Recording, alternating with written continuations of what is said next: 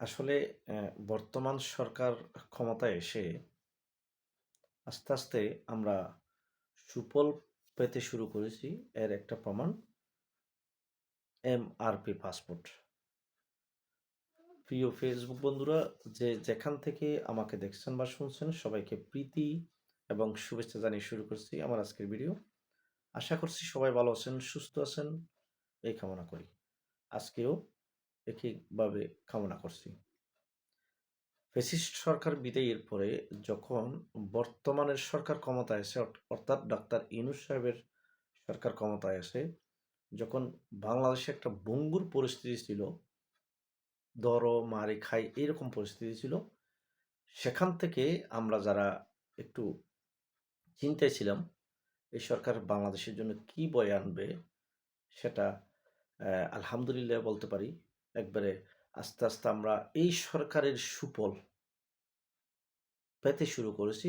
তার মধ্যে হচ্ছে বর্তমান বিশ্বে বাংলাদেশের যেই সমস্ত প্রবাসী ভাইয়েরা আছেন বাংলাদেশী, তাদের জন্য একটা মারাত্মক সুখবর, সবচাইতে বড় সুখবর আজকে।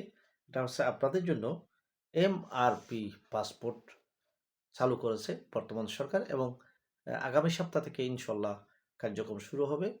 যারা অলরেডি আবেদন করেছেন তারা ২-৩ সপ্তাহের ভিতরে এই এমআরপি পাসপোর্ট পেয়ে যাবেন।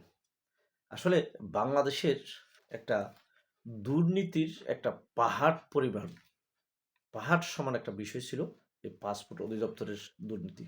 আপনারা হয়তো জানেন। আমি ডিটেলস আপনাদেরকে জানাচ্ছি পাসপোর্টের দুর্নীতি সম্পর্কে। প্রথমত, একজন ব্যক্তি যখন পাসপোর্ট অফিসে যাবে, আপনি যতই নির্ভুল ফর্মটা ফিল আপ করে আপনি ওখানে জমা দেন না কেন, আপনার ভুল হবেই। আপনাকে তারা ভুল ধরবেই। কেননা আপনি কোনো দালাল বা এজেন্সিকে কাস্ট করেন নাই, এই জন্যই। দ্বিতীয়, যখন ভুল না হওয়ার পরেও যখন তারা পাসপোর্ট এই যে ফর্মটা রিটার্ন করে, অমুক ভুল সমুক ভুল এই সেই সব মিলে, ঠিক এই ভুল ফর্মটা যদি কোনো এজেন্সির কাছে দিয়ে জমা দেন, তখন নির্ভুল হয়ে যায়। এজেন্সি কী করে?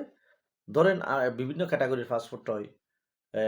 ২৮ দিনে, ২১ দিনে, ১ সপ্তাহ, ইমার্জেন্সি, এরকম কিছু পাসপোর্টের ক্যাটাগরি আছে। সেই ক্যাটাগরি পাসপোর্ট এজেন্সি কর্তৃপক্ষের কাছে যখন আপনি করাতে যাবেন, তারা ৫,০০০ টাকার পাসপোর্ট নেবে, ৯,০০০ টাকা বা ৮,০০০ টাকা, যার কাছ থেকে যাবে। ওই বাকি অংশের টাকাটা স্টেপ বাই স্টেপ তারা ঘুষ বাণিজ্য হিসেবে তারা নিয়ে নেয়।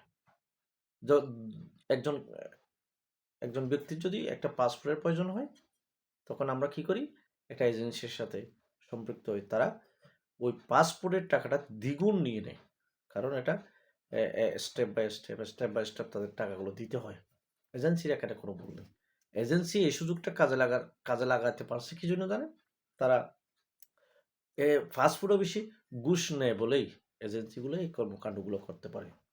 আসুন তাহলে এখন আমরা এমআরপি পাসপোর্ট যখন কার্যক্রম শুরু হবে, আমরা যারা গ্রাহক আছি, বিশেষ করে যারা প্রবাসে থাকেন, অনেক সময় দেখা যায় সৌদি আরবে পাসপোর্টের কারণে আপনাকে দেশে আসতে হয়। দেশে এসে পাসপোর্টের মেয়াদ বৃদ্ধি করে আবার যেতে হয়। অনেক টাকার প্রয়োজন হয়, অনেক বিষয় হয়, অনেক কাঠ-কোট পুড়িয়ে আপনার টাকা না থাকলেও আপনাকে আসতে হবে বাধ্যতামূলক, নাহলে বিষয় হবে না। কিন্তু এখন আর এই সমস্যাটা আর হবে না। আর আপনাকে দেশে এসে পাসপোর্ট করাইতে হবে এমন কোনো সুযোগ নেই। এমন কিছু করা লাগবে না। সুতরাং আমি বলতে চাইছি, আস্তে, আস্তে এই সরকার ক্ষমতায় আসার পরে আমরা যারা হতাশ ছিলাম, আপনারা যারা হতাশ ছিলেন যে এই সুফলগুলো পাচ্ছি না, এই সরকারকে নিয়ে মহা আশা করছিলাম, কোনো আমরা সুফল পাচ্ছি না। কিন্তু আপনারা একটু ধৈর্য ধরুন, আস্তে, আস্তে সুফল পাবেন। এর একটা সুফল এমআরপি পাসপোর্ট। আপনারা হয়তো জানেন না, পাসপোর্টের যে কোম্পানিটা ছিল, ভারতীয় এক কোম্পানি ছিল, সেটা মন্ত্রণালয়ের এক আত্মীয়র মারফতে এই পাসপোর্টগুলো ছাপানো হতো, এবং দুর্নীতির একটা মহা একটা প্রতিষ্ঠান ওটা পাসপোর্ট অধিদপ্তর।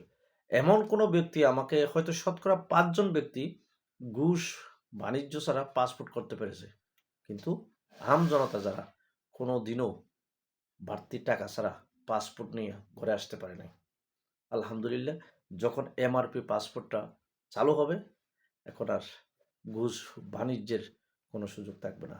সুতরাং আমি বলতে চাই, আপনারা যারা এই সরকারের প্রতি একটু অনাস্থা করেছিলেন, আমরা কেন সুফল পাচ্ছি না, ডাক্তার ইউনূস সাহেবকে নিয়ে মহা একটা খুশি ছিলাম, একটা মহা আনন্দে ছিলাম, উনি বাংলাদেশের জন্য কিছু করবে। ভাই, আপনাদেরকে বলছি, আপনারা একটু ধৈর্য ধরুন। ইনশাল্লাহ এই সরকারের সুফল আমরা আস্তে আস্তে পাবো। তার একটা প্রমাণ এমআরসি পাসপোর্ট। আরও অনেক কিছু সুফল আছে, আমি বলবো বিস্তারিত। আজকে এই পর্যন্ত। সবাই ভালো থাকবেন। আসসালামু আলাইকুম ওয়া রাহমাতুল্লাহ।